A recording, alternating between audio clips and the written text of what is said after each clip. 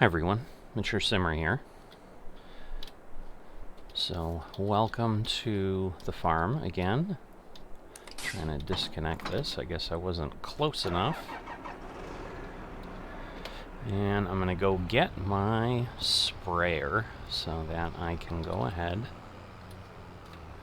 and get the weeds taken care of on field 26. Alright, so here I am. And this should be pretty quick work, because this has a pretty big boom. I think it's 40 meters if I remember, or something insane like that. There you go, 40 meters. So go ahead and get this unfolded. Just want to get this across here. Now we've got, looks like a little bit coming up here, so I assume it'll spray. There you go. But as you can see, we finally used, 2 liters, 3 liters of herbicide, and this is the benefit of the See and Spray technology, or I think as it's called on this particular sprayer, spot spraying, as I indicated, because that's what the description is that the modder put in, because this isn't a base game sprayer, this is a mod. So speaking of mods, Giants went ahead and released patch 1.9, so that is what we're running now, I assume. I didn't actually look as I logged in, but the game did do an update this morning, so I can't imagine it would really be anything but that. And that's really getting ready, I guess, for the new pack that's coming out in a week on the 21st, which is the first of the year 2 season pass editions. You can buy them outside of that. Obviously they're not really season pass editions, they're just updates to the game that are being worked on. But like, if people are like me, you have the season pass, you'll be able to get that, and that's basically to improve baling and so forth. So we'll see how that all operates, where it makes sense if I decide to do it. I don't really need bales. I don't do a whole lot of baling at this point in FS22. Just hasn't been something that I've been focused on. But other than that, so it adds a bale store, which what probably will be helpful, because since it's in base game, I think we've had a mod that was giving us the ability to do that before, and now you'll have a base game choice. I don't know that FSN will take out the other one, but who knows.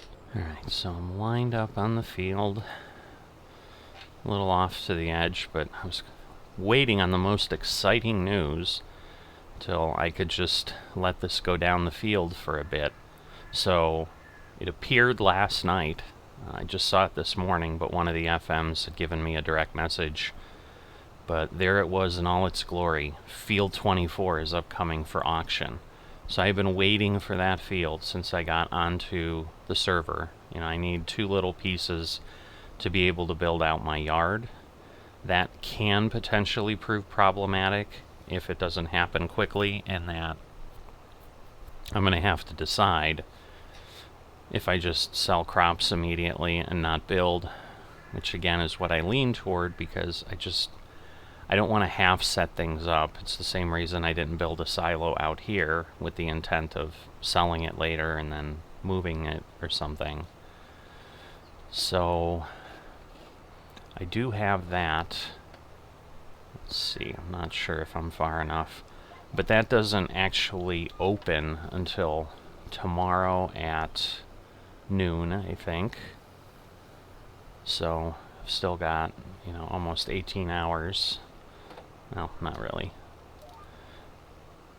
Well, maybe. I don't know. It doesn't really matter how long I have. The point is, it's coming up. So Alright, and this should be it, other than I probably want to try a little bit over there. It's a bit of a challenge here to see where I've been with the weeds, but the auctions typically take a couple days, so that means it'll come up tomorrow after at noon, and then we'll go 2 days later at noon, and then I'll finally officially have won it, but then I won't get awarded it until later on, until the ops team gets in and gives it to me. And this is all assuming I win the bid. I'm hopeful that nobody else is after the field, but there's no guarantee that isn't the case. So,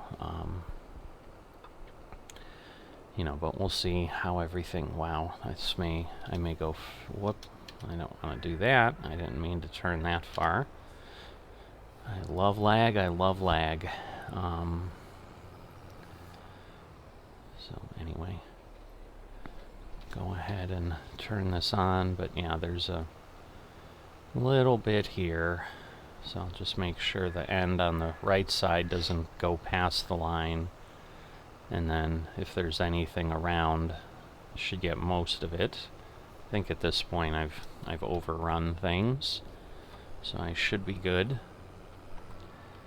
So I'll turn this off and put it back. Once I know I've won the auction, I can officially start to work the field. So basically, I've still got, let's say, 3 days, you know, and it might be 3 or 4 days till I get to it, because once the auction closes, it just matters if I can do anything with it. Now, again, I had the foresight to plow it just because I was interested in that. I don't honestly know that I shared that. I talked about doing Field 47, but when I did Field 47, I then came over just because I wanted to understand and get around Field 24 to make sure that when it did come up, there wasn't a reason I didn't want it. And honestly, I fell in love with it more than just looking at it, because I think it's a great layout, and it's got a lot of extra space around the edges, so I think it should be pretty easy to work. So I am looking forward to that, with the assumption again that I can win this. But we'll see. Whoops, I guess I did have one more flashlight, or one more light to change. So what that will mean is certainly by this time next year, I will no longer own Field 26, and I will be working Field 24. So I'm so super excited.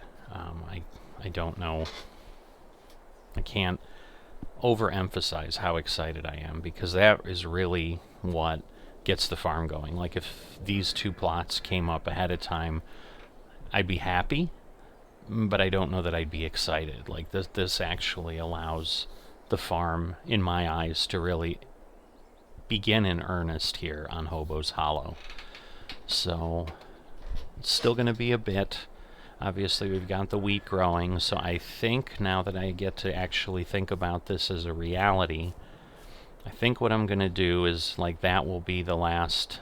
I need to stop doing... I do that in all my things. I, like, shake where I'm pointing, as if that helps you see it, because the screen's wobbling in front of your eyes. You know, if you could see my hand and I pointed at the screen, that would be different, but that's not what I'm doing. So I need to stop that, because I'm sure it's just irritating to watch the screen wiggle around. Obviously, I've got 5 or 6 months anyway until the wheat is done. The challenge I'm going to honestly have is, if I look at this, basically this is the day that the auction begins, and then it will end 2 days later, so it will be here. So by this point, I'm going to know if I've won the field or not, and in theory, I could go ahead and plant. The benefit would be if I do something like wheat, it'll come due earlier, because, you know, I can have it in here, and then it'll have 1, 2, I'm not sure if November gets counted as a day. I think it does. I think it then stops growing, And so, then we'd be right there in June and able to harvest. My challenge, however, is I would love to know if wheat's really producing more straw. But the other side of it is I don't know that it entirely matters, because now that I have a normal-sized field, I'll get enough straw finally. Because at this point, this is day 2, 3, 4, 5, 6, 7, and then, it's 7 forage, and then ready to harvest. So the wheat won't be ready to harvest until this day. Now, it is a small enough field that I could harvest and plant, and then I guess I just lose a day. So that, as I talk this through, might be what I do, because that may make the most sense to operate with data rather than just guessing. Because what I'd like to do is probably do the crop of the two that gives me more straw, whether that's wheat or oats, to get a really good start in piling straw into my hayloft. And then it gives me some flexibility to potentially do non-grain crops, because I can't imagine what I'm going to get off that field is only going to last me a year.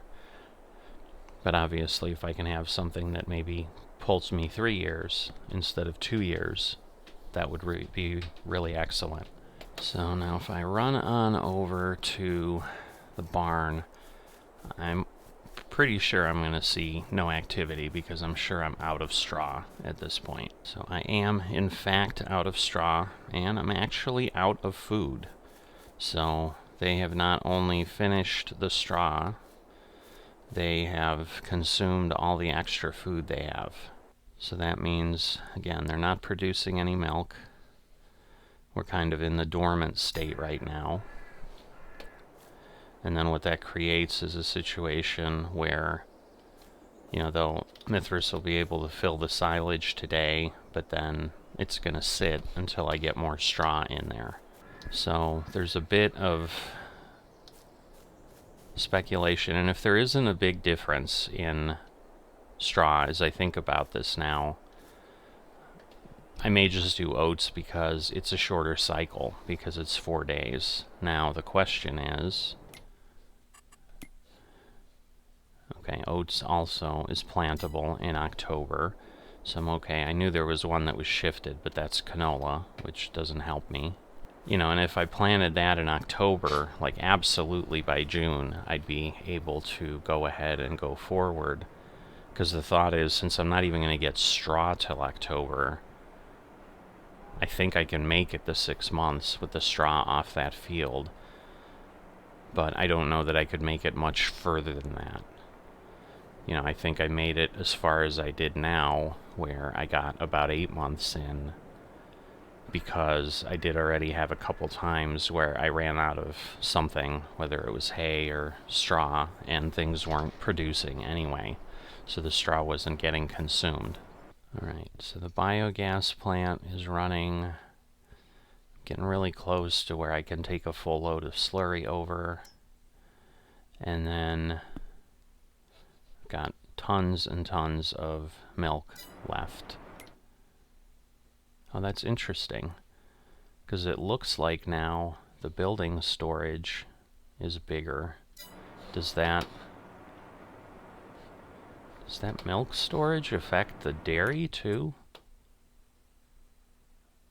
I mean, not that I need it to. It's slow, very, very slowly consumes milk, so I'm certainly not going to throw a lot of milk into the dairy, because it's just going to sit there. It'd be better to sell it off and so forth. But that's the short update for now. It's possible I'll come back in here, because again, I do need hay, and I do need to run some grass and turn it into hay and get that built up. So I may go ahead and do that later, because I know I really haven't shared a whole lot here. I mean, but that's all I've got to do right now. So I may come back. I may not. If I don't, obviously it'll just be a weird ending. but I may see you later, I may not. I am finally back on the server to go ahead and begin with the hay. So let's see, I should be close enough there.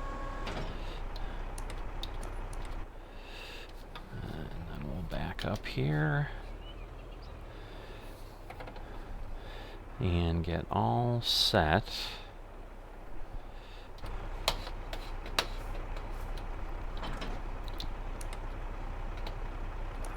All right.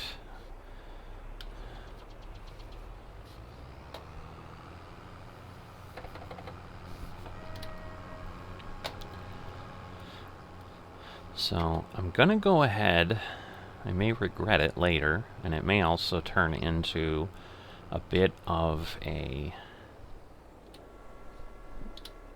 longer process,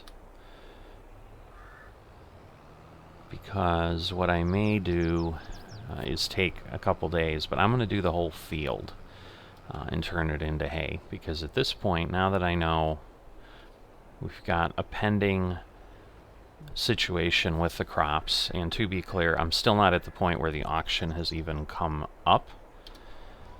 That's coming in a few hours later today. So as you can tell, oh, I kind of forgot, I'm mowing, and I'm mowing up here, but that's all right. Extra grass is not a bad thing. All right, so I'm going to now get this going. Let me fix that, fix this.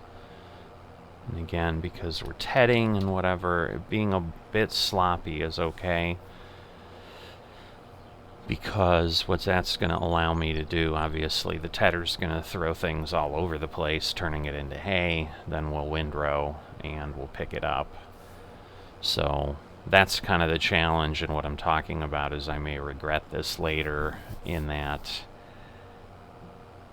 you know, I've got 4 jobs in essence I need to do on this field to get hay in there. But the benefit will hopefully be then I'll have hay for quite some time, and this isn't something that I need to do that often, and as long as I kind of keep going down the path of silage being brought in by someone else, I don't have to worry about just cutting grass for that, and I can focus more on the crops, because I still have to balance the situation of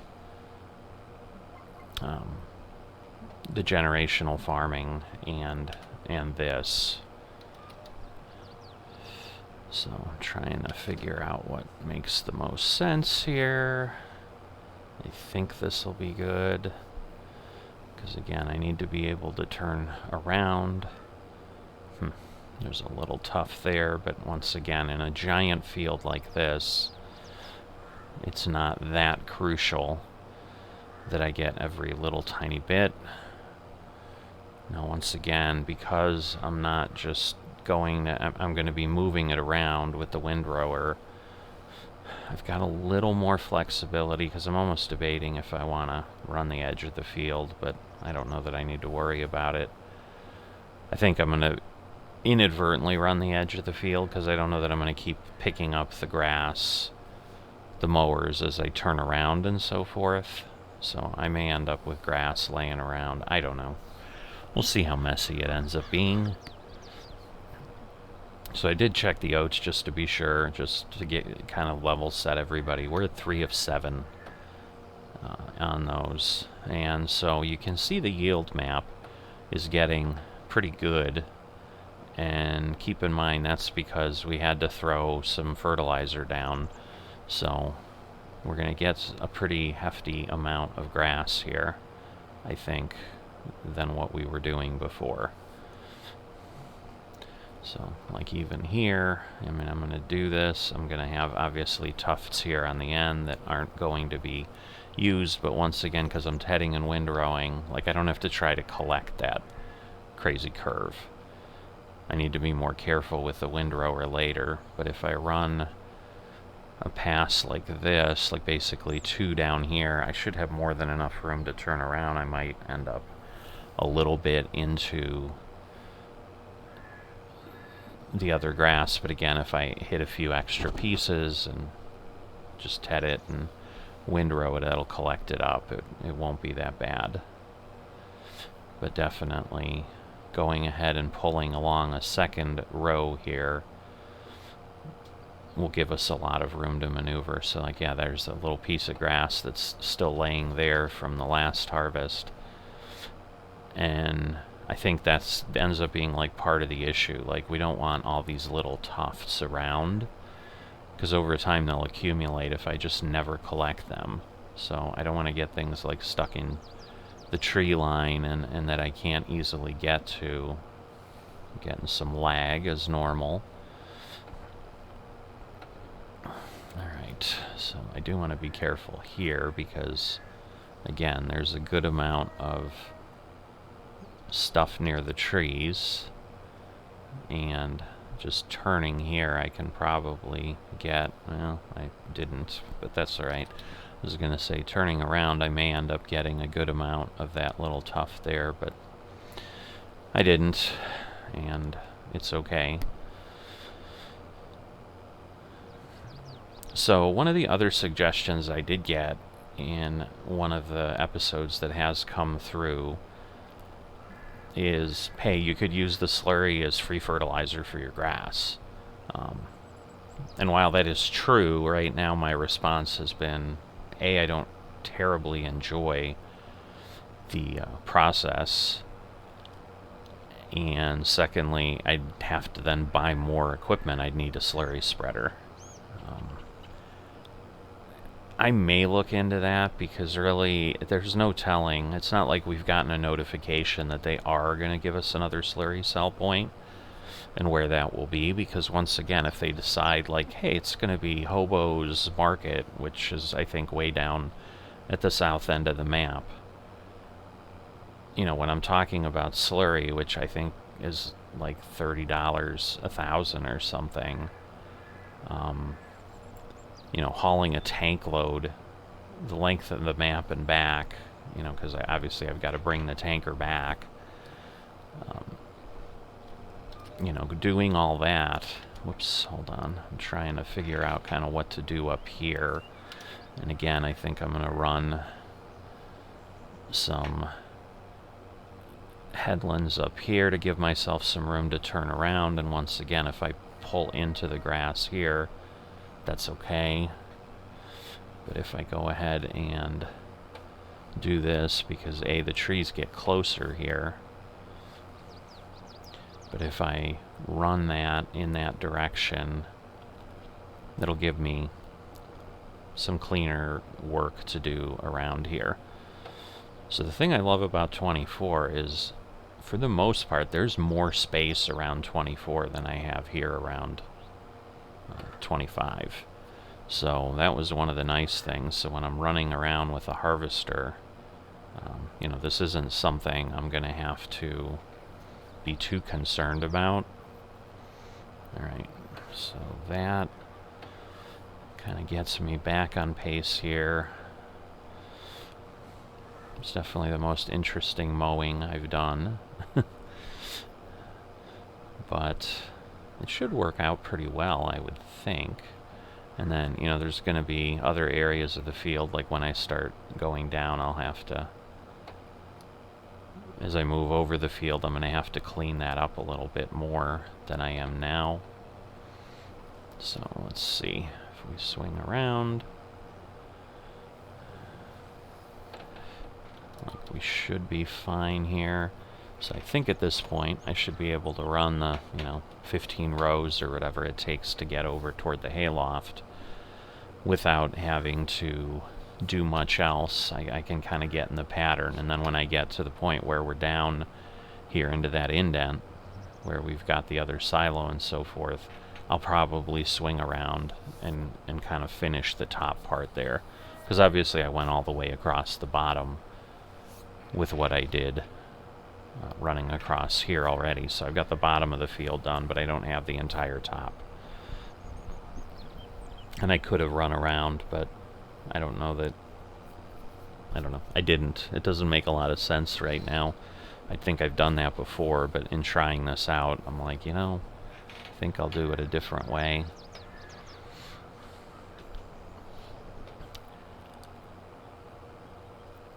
So, I did kind of make a few comments when I posted to our discussion board for the server. Oh my god, this has come up. And just kind of also dropped in a comment. Hopefully nobody else is looking for this field, and no one else will bid, and I'll be able to go. And the one comment I've gotten so far is from Judd, who again has that massive operation and is the biggest one on the server thus far, and probably will be the biggest one. Again, someone new may come on. I'm certainly not going to be challenging him for size. I'm just not interested in running anything that large, especially while I have generational farming going on. But I like enough to keep me busy and to kind of keep the farm active, but I'm not one of those. I want to build the biggest thing I ever can, because as I've said many, many times before, I enjoy doing other things, whether it's other series or other endeavors in Farming Simulator itself. So I'm still in FS, but not just doing this, or other games. Obviously I enjoy changing it up a little bit and not making it all Farm Simulator all the time, which to me would be not as fun. Part of what keeps it fresh and interesting is I can step away for a couple days and do something entirely different, and then I can come back kind of refreshed, like, yep, haven't done any farming in 2 days, I'm ready to go. I need to get my harvest fix or something. So here especially, I'm going to stick with the plan. I'm not going to expand beyond that anytime soon, if ever, because I think this is quite a large operation as it sits. I mean, between the two fields, I'm really close to what I've been doing all the time anyway, I think, if not sometimes exceeding it. I ended up sizing myself on Seneca up to about 110, 120 acres total in field.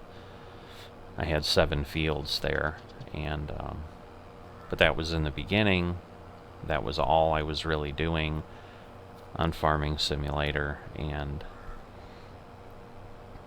it still wasn't terribly challenging to get things done, except for harvest or if I was baling or so forth. But then when I moved to Shellbrook, I made the decision of, I want to be a little smaller. I ended up getting that 90-acre field in Field 9, but then even that I kind of subdivided into 3 pieces, and so that little tiny segment of 5 acres or so in the middle, as I exited my yard, I didn't use until I had the cow operation started in the last few years that I was there, as my grass field. Actually, no, I don't think I ever used it, now that I think about it. So I always had that 5 set aside, but then I was like doing either 2 crops, or then I turned the north end of the field into grass and used it as necessary, and then just ran crops on the south 55 acres or whatever it was. And so, here we're, I think, talking about, it's going to be about 50 acres between everything. Because, this field, whoops, I have to click on it twice, but you can see we're 64 and 56, so like that, but that's total land. So I think we're at like 70 or 80 acres, but the thing is, to me that's a little more manageable. It's in essence like I have Field 9 subdivided again, but I have it on 2 fields. So going back to what started this initial discussion here was, I posted out there, hey, hopefully nobody's interested, and the response I got from the really active FM is, hey, I'm not going to bid on it if it means more, you've got more time on the server. I know, he's always been commenting, and rightfully so. He's looking for activity on the server, because otherwise it feels like you're playing single player. I mean, there's very little differentiation other than you can see there's other farms and you can go explore and see things are changing. So there's a bit of a variation from single player, and that, like, all that construction that I showed you over in Judd's space when we went over to field 47, for example. Like, obviously that happened. I didn't have to go do that in single player. Like, I would have to build that farm and make it look like somebody was doing something over there. Well, so there is that. But when we're not on at the same time, you don't get the experience. And, I think, trying to remember, because I think I ended up, like, either helping someone for a while or whatever. I don't remember. Or maybe they helped me. I think maybe it was when Jeeping was on for a little bit. I think we ended up doing something together for a few minutes. And on Shellbrook, it just, the challenge ended up being there was such a large operation that people were running other than me. Like, they took all the time they possibly could to get what they needed done, and at times I would help them out, going and helping them harvest to finish before the window closed or whatever. So there were a few instances there for sure. So I can't say, because where I was going was, well, there's more interaction here just with, frankly, the arrangement I've got with Mithras to keep the silage going, because, as I said, I've got to pay him. Obviously that's an activity I need to do. And hey, we're back over 2 million. I just noticed that when I started here I was just under, but now with the BGA continuing to do its thing, that little bit of income from that is working pretty well. And as Mithras and I had talked about, and I think I shared several episodes ago, I mean, there's some thought of, since we can work with each other on productions, like, hey, if someone has a grain mill and someone has a bakery, like, we could, whoever harvests grain can sell it to the one with the grain mill, and the person with the grain mill can then sell their flour to the person with the bakery. Like, you don't have to build your own production chain. We can become interdependent like a local farming community would, and make that a little bit more interesting. So we'll see where that potentially, if that potentially ever develops, or if the most we're going to have is what Mithras and I are doing right now. I mean, I'd be all for having an arrangement similar to what he does with somebody else on the server, whether it be Judd or whatever, to do some things, because I think Judd does have a grain mill. So if he wants to buy some grain from me once I'm harvesting it off of 24, that would be great too.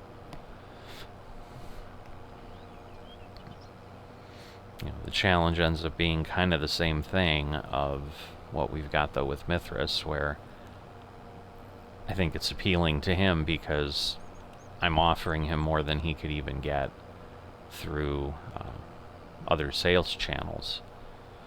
So going through customs with silage bales, for example, costs more, or is not as lucrative, and then we're exceeding the high price, and I'm offering that year-round type of thing. So he doesn't have to time his silage. He can just sell it as fast as he can produce it, as long as I can consume it. And so if I can get a steady supply of straw, which 24 should give me, then I'll be able to keep the barn operating year-round, and that will increase the capacity for Mithras to keep giving me silage, because the BGA will run year-round. Like, he's got that open channel, but the barn has stopped. The barn's been stopped. I think I talked about that just earlier in this episode when I was on here yesterday.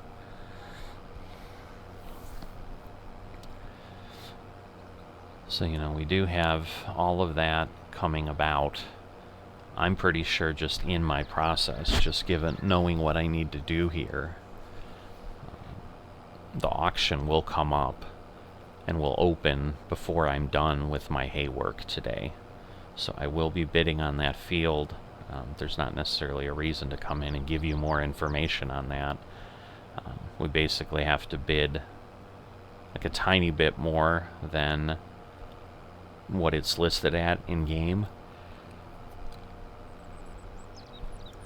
because the way the auction system works, it's going to list it at what the game price is. But like any bidding system, like if you've used eBay, for example, that's probably the best option, because I would imagine most of the listeners are at least familiar with the concept and may have likely bid on something on eBay in their lifetimes. If you've done that and someone has, say, $10 on there, like, you need to bid more than $10, and you need to bid a certain increment over. Like, you can't bid $10.01. Like, I think there's a minimum of, at that level, like 50 cents. So you'd have to go to 10.50. So similarly, in the FSN auction system, I think we have to go like $5,000 above what the last bid was. So since it starts at that level, I can't bid right at that level. I have to add 5,000. But whatever that is, that's what I'll do. And then, if suddenly someone is we're going to get in a bidding war about it, I guess it'll be what it'll be. And, I don't want to say I would buy it at any price, because that's not true. At some point I'd be like, okay, this has gotten ridiculous. But, once again, I don't know that we've got, actively, I think we've just got Mithras and Judd and myself doing things kind of at close to a normal pace. I'm certainly slow on the server because I haven't had the field. And so I can say with certainty it will mean more time on the server, because I'm now going to have a substantially sized crop field. I mean, I've been getting on here in the last couple years to plant that field over there. Obviously, we've gone through 2 oat harvests, and we'll have our wheat harvest.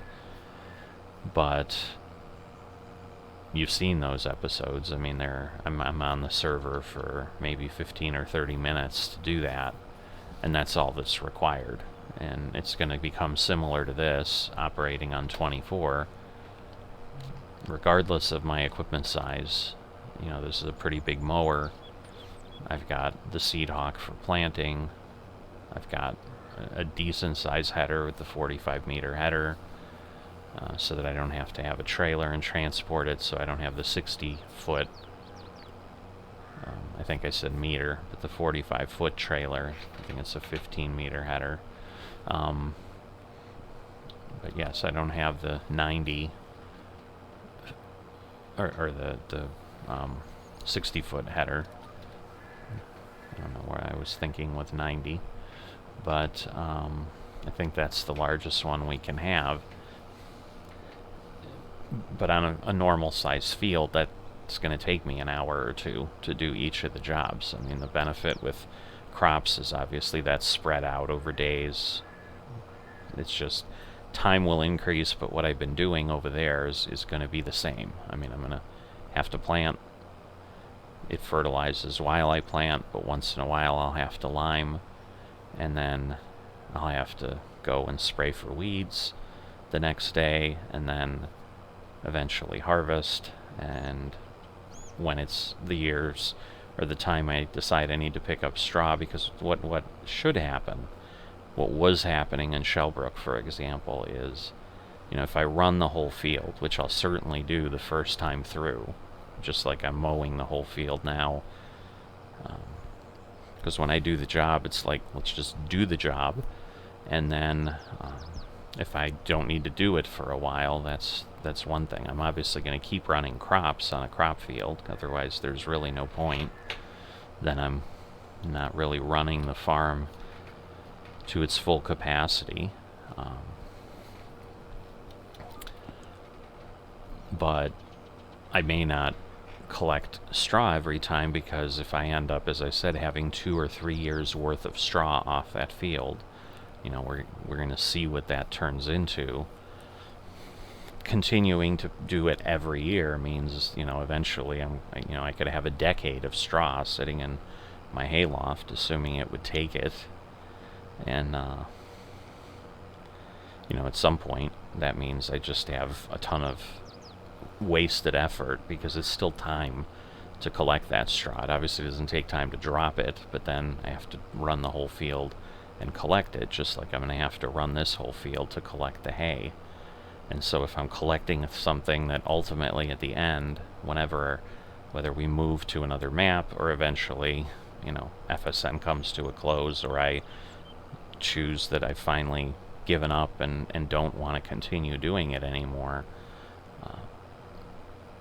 having millions and millions of liters of straw sitting in my loft is just an example of wasted life energy that I spent collecting straw that never got used. And the purposes of this farm, for example, are different. Where in generational farming, it is all about profit. This farm has always, for me, been just about the enjoyment of doing things in the game. It's, I've made more than enough money. That's kind of how operations in FSN work. The way Farming Simulator is set up, unless you do something incredibly poorly, you're gonna make a profit of some sort. And so, as long as you're doing the work and not just letting things run and letting production costs just draw your balance down and you have no income coming in, where eventually, obviously, you deplete all your finances. In FSN here, it's more about the joy of playing and doing the activities than it is how much money can I make. Because, you could argue, well, yeah, you collected the straw, but you could still sell the straw at the end or something. Maybe when you sell the hayloft, it just auto-sells the millions of liters you have or whatever. But even if it does, that's not the goal here. So to me, that would be, okay, now we've got lag. Hopefully I won't go too far. Well, it looks like it actually stopped. I'm surprised, because that's not normal. Alright, get out of the red. This is like a lot longer than it normally does this kind of stuff. Alright, maybe. I think we're good. Alright, so I am getting close to the hayloft. Just like maybe 3 passes in total, maybe 4. And then we'll have to work that other edge. But, to me, it's the same philosophy I use with income tax, for example, here. Yeah, I assume even in other countries that if you're getting taxed and there's some income tax that you have, it's similar, but my philosophy is always, I would rather owe some money come tax time than get a refund, because that means I appropriately paid my taxes as I went along, and I didn't give the money that I could have used to work for me to someone else to work for them, to the government to earn interest on for the year, while instead I could have kept more of it to begin with and could have invested it or whatever. So it's that same type of thing. Like, yes, I could overproduce my straw, and there's no incredible harm in that, but it does mean that I've let resources go to something that I could have used for something else, whether that something else is just not doing anything, you know, just saying, hey, I'm not going to go do another game, I'm not going to do whatever, I'm just going to veg on the couch and relax. Whoops. I kind of felt it didn't take it, and I'd love to know why on the GPS. Okay, see, it's doing it again. Because it's like if you don't wait long enough, it really messes with you. But I'd love to know why there are times you lock in theory, on the GPS, but you haven't. The wheels aren't turning, it's just ignoring it and going on straight. I don't know why that happens, but it does. Alright, so yeah, I'd say come back up one more time, and then that will be it. So it would have been better, well, not necessarily, because I would have still had to run down. I was going to say it would have been better the other way, because then I could just come down and go around, which I could have, but then I'd still have to run that one row. So I don't know which one's technically more efficient than the other, or if they're equal. So,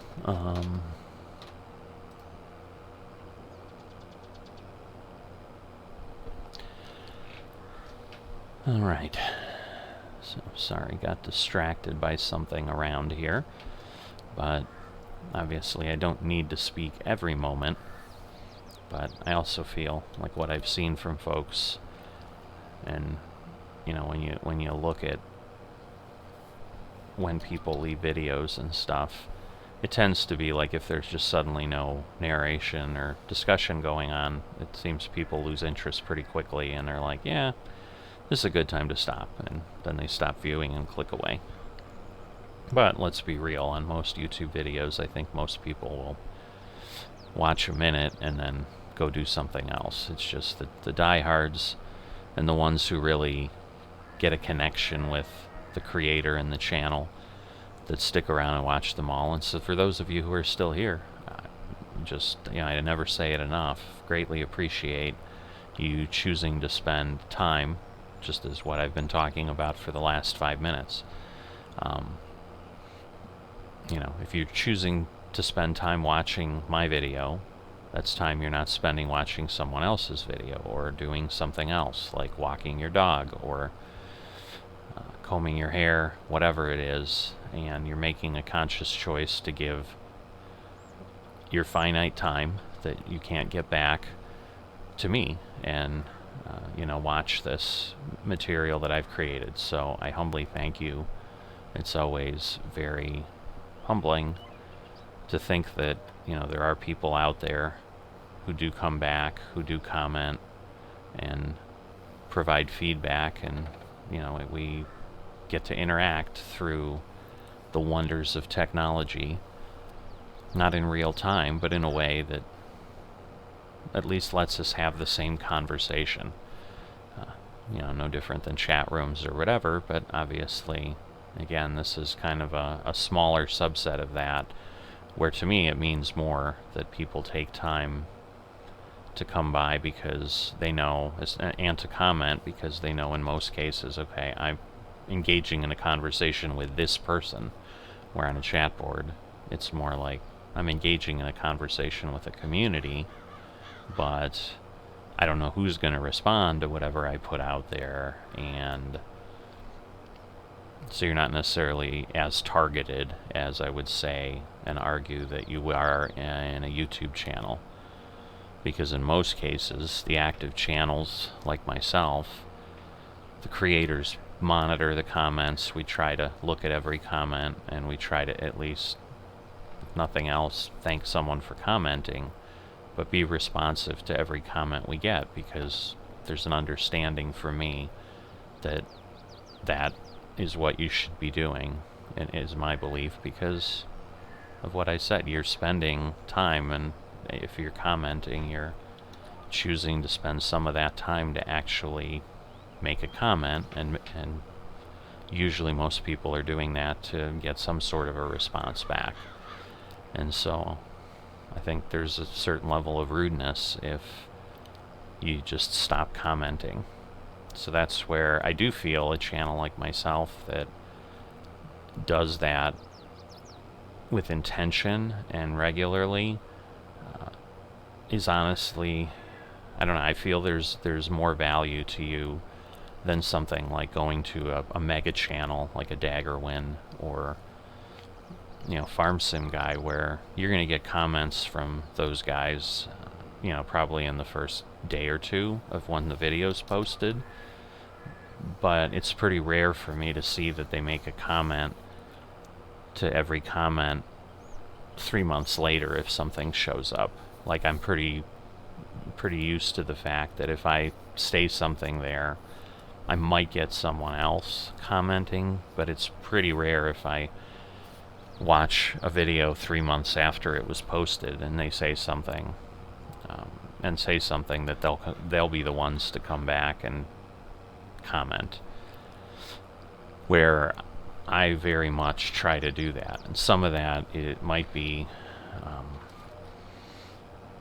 hampered by the ability to see the comments, because the way YouTube presents them, like, I still find that one way I can see some comments come in, and another way I don't see those same comments, so it almost looks like no one commented.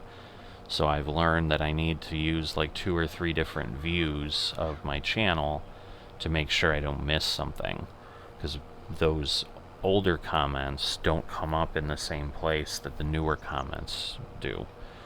So if you have brand new threads, like if someone's having an ongoing discussion, like they comment, I reply, and then they reply back, I can't see the reply back in the same place that I saw the initial comment that they put in. So I think that's a problem with how YouTube displays things to creators, because I think it might create some of the problem that I'm talking about, where it may not be that the Farm Sim Guy doesn't want to comment on every comment, but they may just not have an efficient way to see them. And I do understand. I mean, there is a reality of, you sometimes go to these videos that have been there for a year or two and there's thousands of comments. I can't guarantee that if I got to that size, if I ever have the blessing of growing to the size of those guys, that I'd be able to keep that up. Because what it might turn into is I'd have to make a choice of, I'm going to respond to every comment with at least a thank you or something, or I'm going to make more content. And obviously, if you're not making content at some point, the channel just kind of withers and dies over time, because nobody's going to keep re-watching your videos. There's very little value, obviously, of once you've watched this video, coming back a year from now and watching it again. It's not like a movie. It's not that. We're not that creative, especially with Let's Play type videos. We're just babbling on while we do the work that we need to do, or do the play that we need to play. I mean, at the end of the day, we are playing, but I truly view The Sim as a kind of a form of work. I mean, I'm mowing, I'm doing work here, but yes, it's work I choose to do as opposed to work I'm mandated to do. So it's definitely different than our real life work. So you're kind of getting an idea, if you haven't seen Hobo's Hollow here, if you haven't seen the Misty Hills operation, about the scope of work we're talking about. I mean, I've been chatting with you for a while here, and we're maybe halfway across the field. I mean, it'll go a little quicker now because for a while at least the length of each row is shorter. It's probably about half what I had at the full length on the other piece there. So I'll go twice as fast across the field for a bit, but then the field obviously then starts to expand a bit once we get around this little point. But I do like the character of the field and how it's set. 24 is closer to rectangular than this one is. It's got a little bit of a curve at the top end that changes the contours a bit. Oh, I thought I was lagging, but it just happens to be my GPS. I always mix up the GPS and the cruise control. The cruise control hadn't actually locked in. It is always amazing to me sometimes how far the tractor will roll without any fuel. I mean, it went half the field, and really kind of probably as I started hitting the uphill, then finally petered out and stopped. But I'm not always great. I mean, there's a lot of rows here of checking, like, did the cruise actually engage? Because it's not like it's life or death if it doesn't. It just wastes a few seconds of our life. But yeah, this is even the challenge with this kind of field, of just doing the whole thing. It's not an undaunting commitment to go ahead and say, you know, I'm going to grab this whole field in hay, because it's going to be hours of work when all is said and done between all 4 tasks I need to do to actually effect collecting the hay and getting hay off the field. But I know the reward is going to be that I then don't have to do this on this field for quite some time. So, had to step away for a bit. So, probably going to have a bit of a gap in the flow of conversation here, because I frankly don't recall what exactly I had said the moment before I had to quickly step away and get something dealt with in real life. Again, the GPS is not, God, I'm mixing it up again. The cruise control is not engaging. Now it is. So it's funny that I went across half the field with the cruise off on the other end, but facing downhill, there wasn't enough momentum to get moving. I mean, that's not a insubstantial hill over there. So, but in any event, that's obviously what was happening, because it was very clear. It's kind of funny how jagged that yield line is behind me there, based on, I assume that's the gap that we had in the fertilization a little bit. But why it's not a straight line is beyond me. I have no idea. That's kind of interesting how that worked out.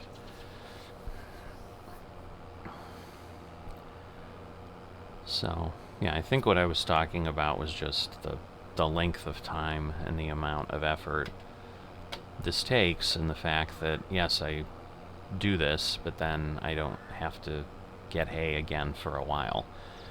I mean, the hay I was working with was the last time I did this, and I think I did the whole field of hay as well. So probably the last part of the discussion here is, you know what, I'm going to save the last part of the discussion till I'm doing something else. So at least I can go ahead and still chat with you in this episode, but you know, share what I'm thinking.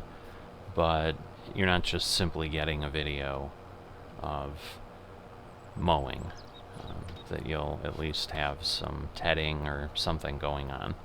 So let me finish this up, get a little bit into that job. You know, maybe run everything around the edge where I tend to be a little more distracted trying to pay attention to the work I need to do, and have less ability to just talk and have a conversation that isn't stuttered and broken up into pieces. And then we'll rejoin and we'll continue chatting together. So I'll see you in a bit. Back here, started working on the tedding. So I've gotten most of the border done, and just kind of working back toward the left side is the way I'm going here. Obviously I've got the larger part of the field still left to ted and so forth. So we'll definitely go back and do that.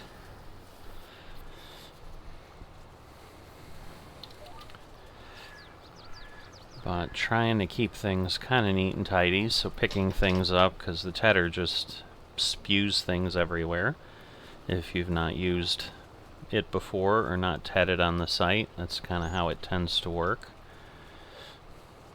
So don't want to make it too crazy to windrow. So as I said, I may end up letting this span a little bit and get this work done in the future. Not real any intent to stop right away anytime soon, but it has been, at this point, 2.5 hours since I started, and it's obviously getting a little long in the tooth for a session no matter what. So you can see here as I went around, like, it's weird because it almost seems to be so accurate in the tedding that if somehow I ended up between two spinning heads on the tedder, like, it left that grass alone. So as I went through there, it was just, I don't know how else to explain what was happening. It was just very strange because suddenly I'm getting this untedded grass that was sitting around, but hopefully, you know, and I was turning there obviously, but I'm hoping as I go through here, yeah, it looks like it's catching things. Like I was watching that little tiny spot over on the right to make sure it caught it, and it appears to have done so.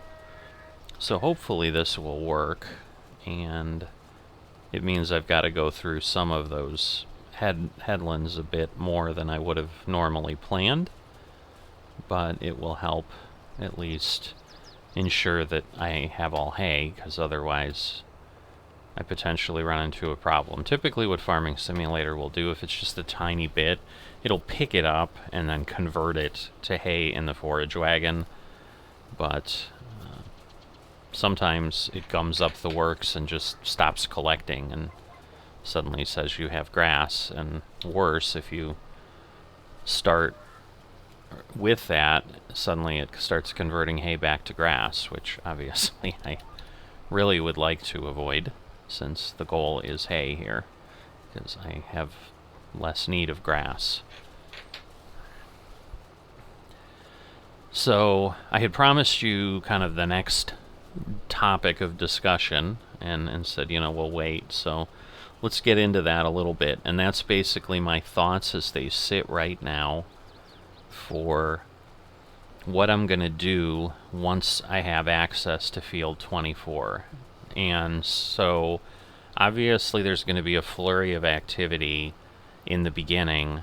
I did talk about waiting probably till October till I can harvest 26 to see if the wheat appears to be giving me more straw, because I want to try to get the largest yield of straw that I possibly can off that field so that I can maximize the window of not having to get straw again, just because obviously that's more work.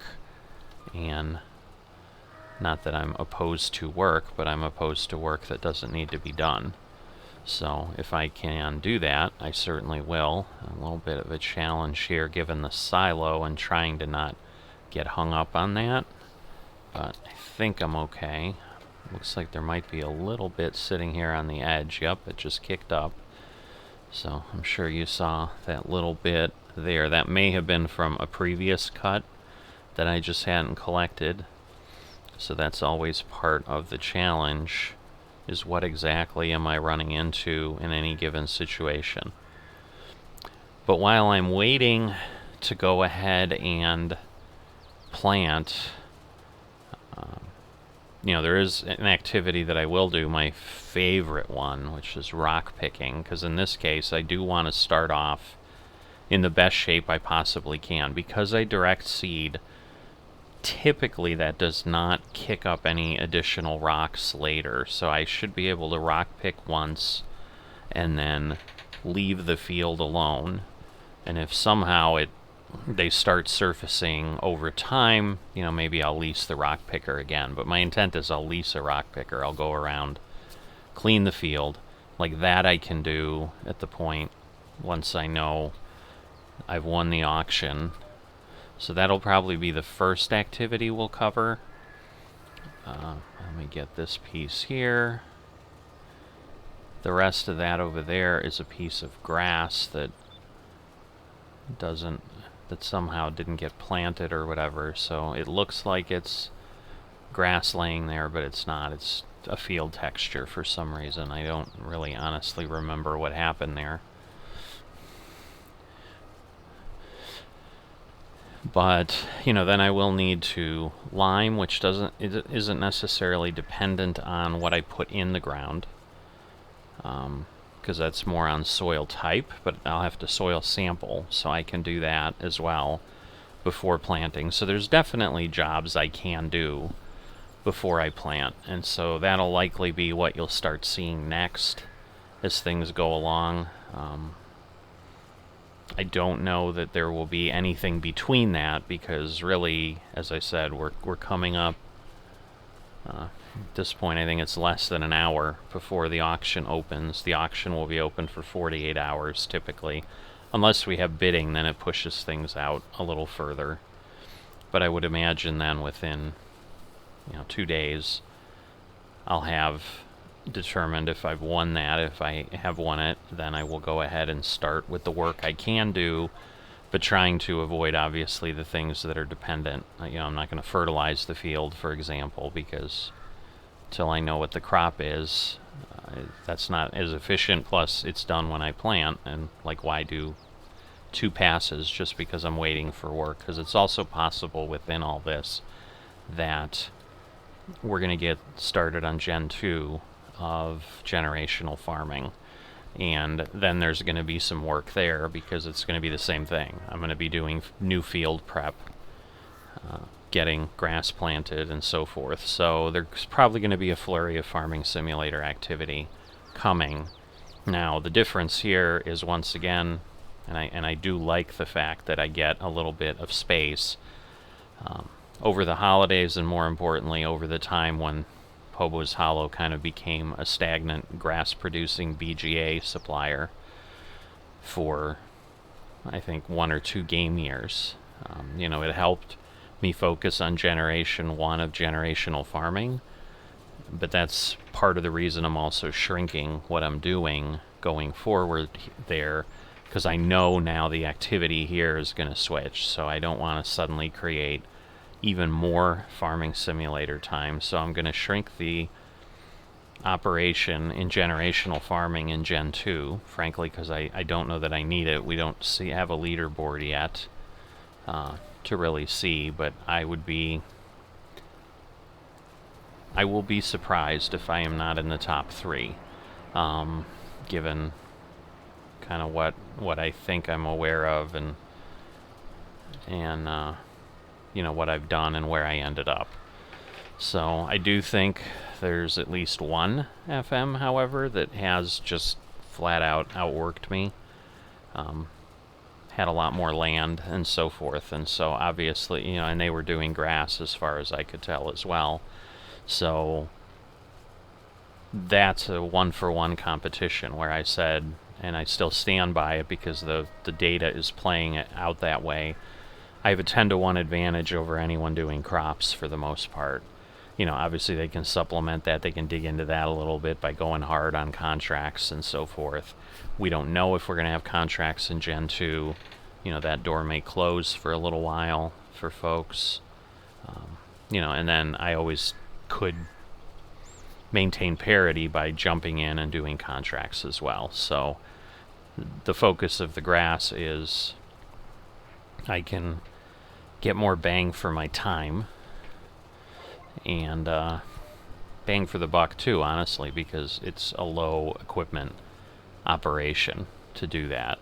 I don't need massive harvesters. I don't need all kinds of other things. I don't need huge silo complexes to store things. I just need some fermenting silos to do some work, and that's it. I'm trying to figure out. It's probably 6 1/2 dozen of the other. Oh, did I not run? Oh, I didn't run the top up here, so. Well, look at that. So I guess it's good I went this way. So we will turn over thousands or millions of leaves here. Leaves, I guess, is really the proper way. They're not leafs. So pardon my poor grammar. But we'll get this done, and then I'll probably just then start on this end that I'm heading toward. Now I might run into the same situation where I suddenly get some greenage in between. However, there aren't any incredibly sharp turns here, so that may not be the case. So I think as long as I go straight, the heads spin well enough that you don't get that little bit of a gap. So if it's going to happen, it's going to happen here. But at this point, it's such a short amount that it won't matter, but you can see it did happen in that one little pass, so, and it did just happen behind me, so I will have to go fix that. So let's go do that now. Because yeah, this will get handled, but I want to just take care of what I've got in the swath up here, because now I can kind of go straight and get that done. There we go. Whoops. That took off like it was on a rubber band or something. I didn't expect that. Oh, well, let me back up, because, oh, actually I need to go here, so I'm glad I did back up. I thought the row I was in was the row I needed to work, but that's actually incorrect. I need to work this particular row, -1, on the GPS readout. Alright, so that will get that piece, and then those other two, which I did know before, I just, again, was aligned wrong. So now at least I'm running there. But yeah, there's going to be a lot of field prep, and the thing that I was starting to say, that I'm happy that now that I'm producing episodes, like I'm getting a backlog of things that are already published or uploaded. They're just not made available publicly yet. So I think that's technically when they're published, is when they go public. But so I'm probably a week and a half, 2 weeks ahead. So like when you'll be seeing this, almost certainly we'll have started generational farming, generation 2, by the time this actually airs. If not, I think we actually run the risk that I'm going to have to wait until after my trip to actually even get on the map and do anything, but we've not been told there's going to be that much of a break when we left, so I'm expecting to honestly be put on the server probably in the next 3 or 4 days. And then, you know, you'll see those in real time, so you'll see those episodes before you'll see this. So we're going to run into that situation sometimes when I'm talking about things in generational farming that are coming up, but that you'll have already seen because they happened, and the generational farming videos just get done and posted in real time. I mean, they're shorter because it's a lot of repetition, but because there's potentially so many of them going on, I didn't want to suddenly just put them in the rotation, because then I'd start having, I think, I'd start having content that is months and months out before it airs from when I make it, and it just gets confusing for everybody, including me, at some point. But what that allows me to do is more easily fill in and have time to do other things on the channel that I'm interested in doing or continuing. So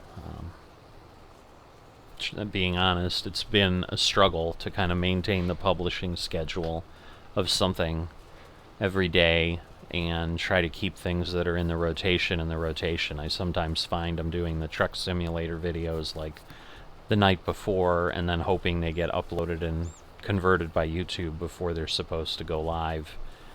And I don't know that that's crucial to making things succeed, but what I don't want is if I've got loyal viewers that are following a certain series and have come to understand the publishing schedule, suddenly missing an episode, especially for something like the truck simulator episodes that appear every 8 days, So there's a pretty big gap. So if I miss one, we're over 2 weeks. It gets really easy for people to get out of the habit of coming back and seeing what's next. And I'd prefer not to do that, as I am trying to continue to grow the channel and get more people interested and so forth. But that's really all I wanted to share at this point. I'm pretty sure this episode's going to be incredibly lengthy as it is, because I babbled on for a long time. But for those who are still here, again, huge thank you for sticking with me and getting through to the end. Always appreciate that, and love the loyalty of the folks that really have gotten to like what I produce here and keep coming back for more. So thank you. Again, express enough thanks for that. Just in summation, I'm going to do the work I can on field 24. I'm making all these assumptions on the fact that I'm going to win the field. Again, I think there's only 3 active FMs on the server right now. So, and one of them doesn't seem like they're going to bid. They just like me to be on the server more. I clearly am right now.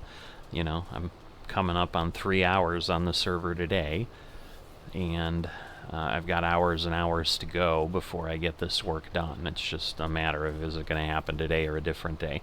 Mithras had popped in and out. I think it might have happened at the start of me starting to re-record here, but he hadn't said anything. But you may have seen Mithras join the server, Mithras left the server, pop up on the side of the screen. I'm assuming they checked in to see where the silage things were at, maybe even came by and delivered some silage, and we just didn't see them in the work we were doing. But hopefully, there will be some of that activity starting up on Misty Hills. Always, if there's new FMs looking for things, if you're watching this and you've gotten this far, hey, we've got space. And I do think I think I was corrected in the comments at one point. I think there is one other server that said, hey, we're running hobos as well, so there's 2 of us, but I think we're still in the minority of folks running this map by far compared to how many servers other maps are on. There's definitely some uniqueness here, and I've not run into any downsides of this map other than potentially, depending on what you want to sell. The sell points are certainly dispersed for certain things. So you'd have to intelligently pick your placement based on what your intent of doing on the farm was. But even if you do have to make some drives across the map, it's a beautiful map from what I've been able to see, and we'll see more of it as I work more of the fields and do the mayor plowing. Nothing else has been listed yet in the couple days other than the field I want. I can't express I'm just trying to keep my excitement in check a little bit, because it's kind of don't count your chickens before they hatch. I don't want to assume that I'm going to get the field, because you know how that works. Maybe we have vindictive FMs who are like, I'm not going to let him get it. I don't think people are that, I've not run into people being mean-spirited that way, but who knows? I might hit someone on a bad day. Now, once again, by the time this video airs, I'll have either gotten the field or not. I know this video is going to not air in the next 2 days, so...